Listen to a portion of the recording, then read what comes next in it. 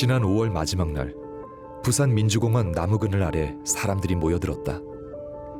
원폭 피해 2세 환우들의 인권을 외치며 불꽃처럼 살다간 청년 김형률의 빈자리를 추모하는 모임이었다.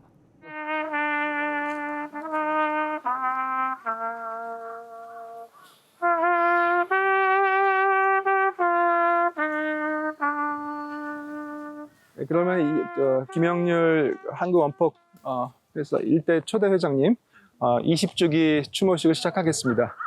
안녕하세요. 반갑습니다. 이승주입니다. 저는 90년생이거든요. 김형률님이 돌아가셨던 나이가 지금 제 나이랑 똑같더라고요. 그래서 이분이 만약에 지금 살아계셨더라면 미국에 같이 가서 증언하고 같이 했더라면 정말 멋있었을 텐데 그런 생각이 많이 들더라고요. 모임 여러분 반갑습니다. 오랜만이에요. 돌아가신 동생 만나러 왔습니다. 김형률 책을 쓴 소설가 김옥숙입니다. 소설에도 추모제 장면이 나오는데요. 20년이 지났는데도 이렇게 사람들을 불러 모을 수 있다라는 그게 너무 대단하고 그 뜻을 조금이나마 이어나가는 활동에 조금이라도 보탬이 되고자 생각하고 있습니다. 11시가 되자 추모제가 시작됐다. 어떤 인연이 나를 이곳으로 오게 했는가를 생각했다. 자신의 생명이 심지가 다 타들어간 촛불처럼 꺼져가는 것을 알면서도 원폭 2세 환우들의 인권운동에 전생을 다 걸었던 김형률이었다. 그는 도대체 어떤 사람이었기에 다 부서져가는 폐가 같은 몸으로 원폭 2세들의 고통을 짊어질 수 있었을까? 그리고 이 많은 사람들을 여기에 불러 모았을까? 아주 체구가 작으면서 정말 처음 이렇게 봤을 때는 그냥 바람에 날려갈 듯 아주 왜소 작은 체격에 계속 기침을 지금도 그 기침 소리가 들리는 것 같아요.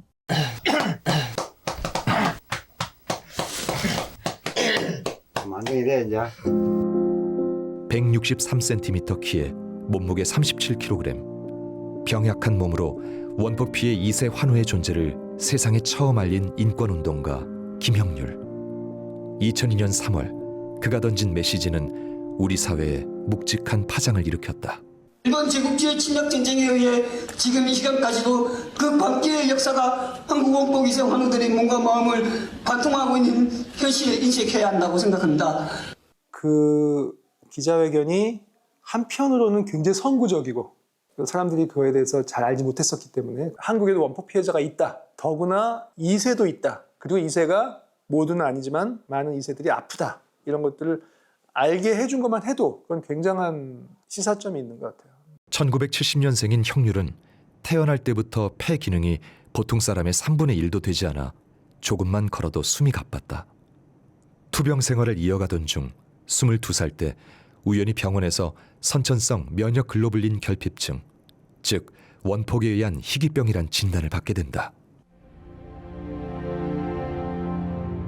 저와 같이 선천성 질병에 걸려 평생을 병마에 시달리며 살아가는 많은 원폭 2세들이 있습니다. 이들에게도 일본의 원폭 1세들처럼 피폭자 원어법을 똑같이 적용해야 한다고 생각합니다. 그래서 정상적인 사회생활을 하면서 인간된 도리를 다할 수 있도록 해야 합니다. 그 문제를 인권과 연결시켰다는 게 지금도 불가사의예요. 당시에는 그 원폭 문제를 개인의 아픔이 아니라 역사적이고 정치적인 문제라고 보는 것까지만 해도 굉장한 거였거든요. 그때는 한국, 미국, 일본 모두의 정치적 책임이 있다. 요거까지 안 것만 해도 대단한데 김형률 씨는 거기서 한 발 더 나간 것 같아요. 본인이 왜 아픈가? 본인은 히로시마에 간 적도 없는데 이것은 분명히 어떤 방사능의 문제와 관련이 있고 그런 점에서 이것은 전 인류적인 문제다. 핵은 인간의 생명과 결코 같이 갈 수 없다라는 결론까지 이른 것이 저로서는 불가사의하죠. 형률의 어머니는 6살 때 일본 히로시마에서 방사능에 피폭되었다. 때문에 1970년생인 형률은 가본 적도 없는 히로시마의 상처를 평생 안고 살아야 했다. 뒤늦게 대물림의 실체를 알게 된 그는 원폭 피해 2세 환우들의 인권 문제에 눈을 떴다. 그리고 어머니의 고향이자 한국의 히로시마, 합천으로 향했다. 2003년도에 제가 지부전한 게네 형률이 아버지 임봉대를 큰 분하고 두 분이 오셨더라고. 그래 보니까 그 김형률을 크는 사람이 금방이라도 엎어질 것 같더라고. 그러면서 이시에 대한 얘기를 드러내더라고요. 그래서 내가 깜짝 놀라서 이시에 맞다. 너 말이 맞은 게네. 우리 합천에서 이시 해보자. 이랬더니 그때 진짜로 무릎을 치더라고. 그래서 우리가 합천에 있는 걸어올 수 있는 환자만 데려다가 이제 이 식당에다가 모아놓은 게네 37명 이래 모았어요. 모아놓고 그날 내가 얘기했어. 형님 니 그냥 다니지 마라. 오늘부터 한자로 쳐서 건심한자 버두자 한우회를 라고 이름 짓자. 그때 오가지고 그 가입을 하라고 했습니까? 이거 숨길 게 아니고 그때 당시는 김영희에서 그 앞에는 오기 시시하게 막 숨기고 했습니까? 좋은 일이 아니다면서 그때는 옛날 사람들은 막 시시하게 막 감추고 많이 했어요. 그리고 김영희 오가지고 이제 이거 떳떳하게 항의할 수 있다. 그러니까 이제 그때서부터 이제 나서기 시작했어. 그러니까 이제 고 김현율 씨가 항상 하는 말이 그것이죠. 삶은 계속되어야 한다. 우리도 행복한 삶을 살고 싶다. 건강한 삶을 살고 싶다. 그런데 우리는 태어날 때부터 온전하지 못한 몸으로, 온전하지 못한 정신으로 태어났는데 이것이 비단 아버지 어머니만의 책임인가? 그것이 아니다. 미국이 원자폭탄을 터뜨리고 일본이 전쟁을 일으키지 않았다라고 한다면 이거는 분명하게 피폭 문제에 인과관계가 있지 않고는 내가 이렇지 않다. 태어날 때부터. 그래서 이분은 항시 내 이 몸은 미국이 원폭을 투한 결과다. 미국의 사과를 받아야 된다. 이야기를 계속했었죠. 아픈 몸을 이끌고 피폭 2세 환우들의 권리를 요구하던 김영률은 2005년 5월 29일 35의 짧은 생을 마쳤다. 그리고 20년이 흐른 지금 이 땅엔 수많은 김영률이 고단한 삶을 이어가고 있다. 아버님은 피부병이 심했어요. 피부병이 심하고 항상 연고를 가지고 다녔어요. 그 연고가 옛날에 제가 어릴 때 저 보면은 뭐 노랗게 그게 이제 그 한센병 옛날에 저 독일에서 뭐 오는 연고다 이러면서 그거를 항상 바르고 그랬거든요. 그건 희한하게 완치가 안 되고 또 재발하고 이렇게 하거든요. 병원 치료도 받으셨을 텐데. 예. 그 영향인지 저도 피부염이 있습니다. 2017년쯤일 것 같은데 합천 그 원폭 자료관에 그때 현 관장님이신 심진태 관장님 만나서 잠시 인터뷰를 하는 과정에서 이분이 이제 손주가 태어날 때 좀 그 기쁨이나 이런 것들보다는 굉장히 불안하고 긴장되고 두려워했다라는 얘기를 들을 때 되게 충격이었거든요. 유전 문제인데 유전이라고 하는 건 저렇거든요. 한 대가 괜찮다가 한 대가 또 그렇고 또 잘 나가다 그렇고 그리고 또 한 형제가 뭐 5, 6 나오면은 다 걔한테 한 사람은 걔하는 사람이 있고 한 사람이 그런 사람이 있고 이런 이제 비율이 있기 때문에 뭐 언제 어디서 언제 나타날지 사실은 모르는 상황이지요. 그런 게 툭툭 나타나니까. 예, 첫째 언니와 둘째 언니는 뇌경색을 좀 앓고 있는 편이고요.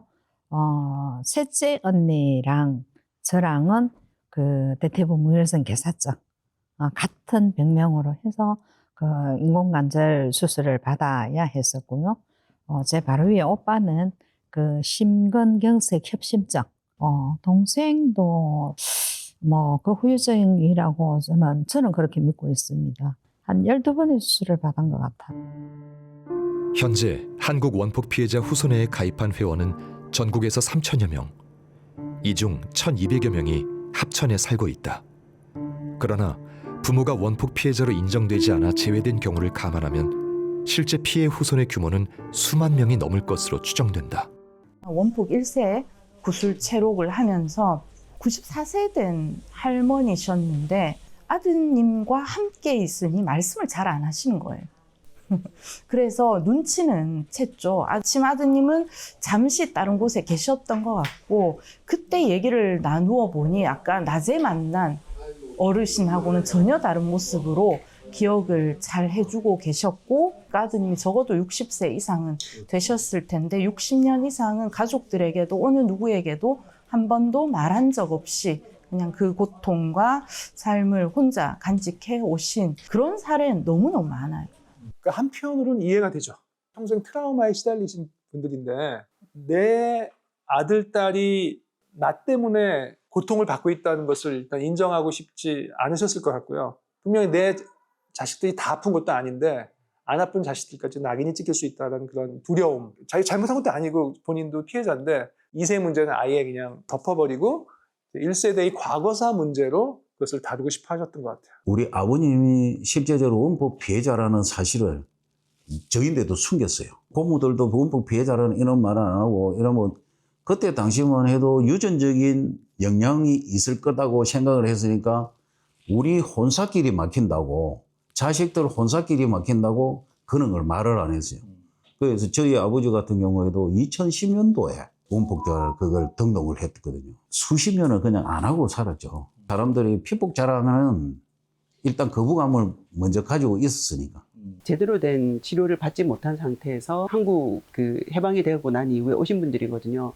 그러니까 이분들은 그 당시에 뭐 뉴스가 있었겠습니까? 뭐 인터넷이 있었겠습니까? 이게 뭔지를 모르고 사셨던 거예요. 그래서 부모님들은 오히려 이거를 쉬쉬하고 또 이제 본인들이 그 원폭 피해자라는 사실을 우리 지역사회에 알리게 되면 뭐 일자리 찾는 것부터 시작해서 그 다음에 결혼, 가족들의 어떤 유지 이런 게 매우 어려웠기 때문에 그리고 그 합천에 돌아오셔가지고도 여성분 같은 경우에는 오히려 부산 멀리 시집을 보내셨다고 해요. 그래서 이 심각한 문제 이런 부분들을 왜 그 결혼 전에 이야기를 하지 않았느냐. 마치 이제 사기 결혼을 한 것처럼 문제 제기하는 그런 경우도 제가 들은 바가 있고 또 주위에 보면 이제 그 직장 생활하면서도 이 원폭 피해자 이런 부분들이 전혀 뭐 그렇지는 않지만 그 유행성의 어떤 뭐 질환처럼 질병처럼 그렇게 생각하는 경우도 또 없잖아 있을 수도 있고. 우리 고모 한 분은 정말로 흉측해가지고 상처를 보면은 항상 그 긴팔을 입고 그때 실제적으로 어디 취업 자체도 할 수가 없고 이래가지고 옛날에 그 영도 다리 밑에서 길거리 노점상 그거를 하고 연명을 했으니까요. 실제 피폭자들은 살기가 너무 힘들었고 원폭의 영향이 아니다 하면은 우리 가족들이 그렇게 설명이 안 되는 거예요. 이해가 안 되거든요. 이게 분명히 유전성이 있다. 핵에 대한 유전성이다. 이렇게 저희들은 단정을 하는데 뭐 과학적으로 증명이 안 됐으니까 답답할 따름이죠. 원폭 후유증의 유전에 대한 논의는 일본 오사카 의대 명예교수 노무라 타이세이의 연구가 대표적이다. 노무라 타이세이 교수는 방사능이 동식물에 미치는 영향을 밝힌 세계적 권위자로 특히 피폭과 유전의 상관관계를 40년간 연구해왔다. 放射線のね遺伝的影響に関しましてはね人以外の生物は全て証明されてるんですけども人だけはまだ証明されてないんです。ね、というのは他の動物は放射線当てることできますけどね人はもうアクシデントであった場合とこの原爆の被爆者しかいないですよね。それ見なきゃいけないから非常にそういう意味では難しい。 그런데 지난 2007년 일본 정부는 방사선 영향연구소의 연구 결과 부모의 피폭으로 자녀의 질환 위험도가 증가한다는 증거가 없다고 발표했다. 원폭 투하 이후 미국과 일본이 공동 설립한 방사선 영향연구소는 유전과 관련해 한 번도 입장을 번복한 적이 없다.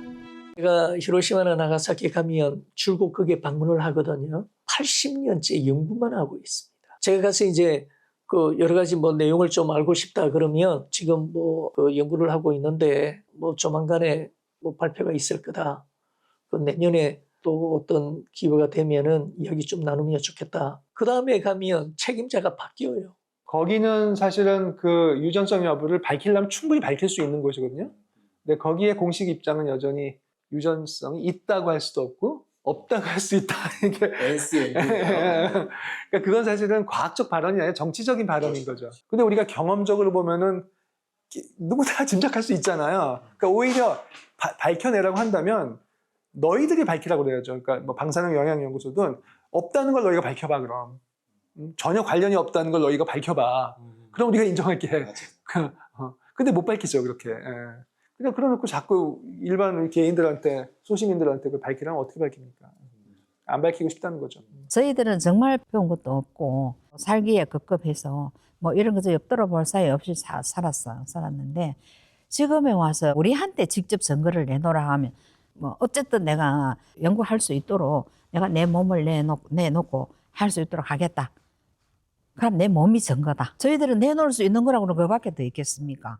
미국이 방사능 영향 연구소, 핵실험 연구소를 만들어 가지고 계속 전수조사를 했었어요. 그러고서 이 정보를 비공개해요. 미국은 핵무기를 만들 때도 그랬어요. 핵을 사용했을 때에 대한 후유증, 핵잠수사 만들 때 어떤 피해, 핵발전소 할 때 어떤 피해, 이런 것들 다 예비 사전 조사를 해요. 해서 그 정보를 가지고 있어요. 근데 선택적으로 공개하는 거죠. 괜찮은 쪽만. 사실은 국가와 정부가 그 사회에 어떻게 보면 가장 아픈 손가락이라고 할 수 있는 이 문제에 대해서 좀 철저하게 외면하고 방관해왔다는 것에 대해서 저는 상당히 좀 충격과 좀 분노 같은 것이 좀 들었고요. 특히 원폭 피해자 1세들이 법적 피해자로 되는 그 과정에서도 오히려 정부는 반대를 했습니다. 반대의 논거는 뭐냐면 일본도 원호법이 있긴 하지만 2세, 3세까지 법적 피해자로 하고 있지는 않다. 원폭의 유전성과 관련해서는 한국과 미국, 일본 정부의 입장이 일맥상통한다. 그런데 1960년 전후로 핵의 평화적 이용이라는 새로운 카드가 등장한다. 3월 19일 원자로 연구소에 설치된 원자로의 시험 점화가 성공되어 우리나라에서도 드디어 역사적인 제3의 불이 켜졌습니다. 이날의 시험은 원자로 임계 도달 시험인데 더 가동될 원자로는 여러 종류의 방사성 독립원소를 생산해서 의학치료나 농학연구 등 이른바 원자력을 평화적인 산업에 이용하게 되는 것입니다. 1955년 한미 원자력 협정 이후 국내에도 원자력 발전소 건립에 속도가 붙었다. 그런데 주목할 점은 이 과정에서 한국 정부가 방사능 유출에 대비한 법안을 제정했다는 사실이다. 원자력 손해배상 법안 제1조. 이 법은 원자로의 운전 등으로 원자력 손해가 발생한 경우 피해자의 보호를 도모하고 원자력 사업의 건전한 발전에 기여함을 목적으로 한다. 이 법에서 원자력 손해라 함은 방사선 작용 또는 독성 작용에 의해 생긴 손해를 말한다. 제9조. 피해자는 손해배상 청구에 있어 다른 채권자에 우선해 변제받을 권리가 있다. 원폭 피해자들의 치료와 보상에 눈감았던 정부가 원전 건설 과정에서 오히려 보상책 마련에 적극 나섰다는 사실은 어떻게 받아들여야 할까? 이처럼 이중적인 정부의 태도를 비판하면서 유전성 여부를 따지던 형률이 세상을 떠난 이후 그의 아버지 김봉대 씨는 반핵 운동가의 길을 걸었다. 형률이가 세상을 떠난 지 한참 후에 한국에서 원폭 피해의 지원하는 특별법이 만들어졌지만 원폭 2세는 대상에 포함되지 않았습니다. 한국, 미국, 일본 정부는 모두 원폭 피해의 유전성을 인정하지 않고 있습니다. 원폭 피해의 유전성을 인정하지 않는 것은 핵무기 투하의 책임을 피하기 위한 것입니다. 지금도 한국 원폭 피해자의 자녀들은 다양한 원폭 후유증으로 인권에 유인한 삶을 강요받고 있습니다. 가장 먼저 특별법이 통과돼 가지고 저희 2세들도 피폭자다 인정을 받으면은 실제적으로 의료 혜택, 제일 중요한 거는 의료 혜택이에요. 저희들이 지금 2세들도 나이가 이제 제일 많으신 분이 80이에요. 우리 한우들이 그 자기 부담 없이 정부에서 치료만이라도 해줬으면 좋겠다. 그러니까 무슨 어떻게 의학적으로 연관성이 없어 유전학적으로 이런 사례들이 정말 부지기수인데 라는 생각이 들어요. 그러니 가정생활 자체도 어려울 뿐더러 사회생활 자체가 안 되는 거죠. 그 부모님들은 소원이 딱 한 가지시더라고요. 지금 특별법, 이제 피해자에 위한 지원을 위한 특별법이 있는데 2세들 우리 이제 정신질환에 자기 생활을 못하니까 내가 가고 났을 때, 내가 죽고 나면 그래도 편하게 밥 3끼 먹을 수 있는 곳이라도 있었으면 하는 거. 그게 유일한 소원이시더라고요. 잔인한 대물림이다. 내 소원은 그냥 그 장애인 자녀가 나보다 하루 먼저 죽었으면 좋겠다라고 그렇게 말씀하실 때 소원이 오죽하면 저도 늘 그렇게 생각을 했었거든요. 한 번은 제가 우리 아들한테 그런 얘기를 했어요. 너무 아들한테 너무 미안하고 해줄 수 있는 게 별로 없다 보니까 다음 생에 다시 사람으로 태어나서 엄마 같은 사람한테 아들로 태어나지 말고 좀 더 부유하고 좀 더 건강하게 살 수 있는 그런 가정에 태어나서 엄마한테 와서 누리지 못했던 모든 걸 좀 누리면서 살았으면 좋겠다. 엄마 소원은 얘한테 대한 바람이라든지 소원은 그거밖에 없구나.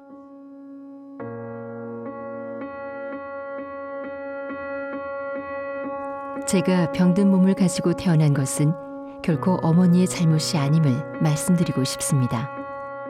왜 우리 어머니들은 어머니로서의 권리를 누리지 못하고 죄의식 속에서 평생을 살아가야 하는지 이제는 국가와 사회가 그 물음에 답해야 할 것입니다.